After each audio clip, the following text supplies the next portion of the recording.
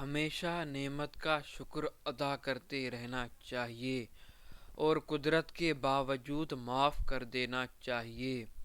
اپنے دوستوں کے کاموں سے سبق اور ان کے انجام سے عبرت حاصل کرتے رہنا چاہیے۔ علم سے محبت اور استاد کی عزت کے بغیر کچھ حاصل نہیں ہوتا۔ دوستوں کی طرح کتابوں کا انتخاب بھی پورے احتیاط اور توجہ سے کرنا چاہیے اور ہمیشہ اچھی کتابیں پڑھنی چاہیے۔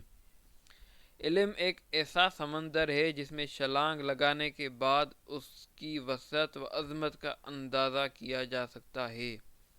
دوست ہی نہیں، اگر کوئی دشمن بھی اچھا کام کرے تو اس کی تعریف کرنی چاہیے۔ ہمیشہ سچ بولنے کی عادت ڈال لو، چاہے وہ سچ کتنا ہی کڑوا کیوں نہ ہو، اور ہمیشہ سچ بولتے رہو۔ اتفاق و اتحاد سے جو کام آسانی سے اور جلد ہو جاتے ہیں وہ تنہا کیے جائیں تو مشکل سے بھرپور ہوتے ہیں۔ کبھی بھی منہ سے کوئی ایسی بات مت نکالو جس سے دوسروں کو دکھ پہنچے۔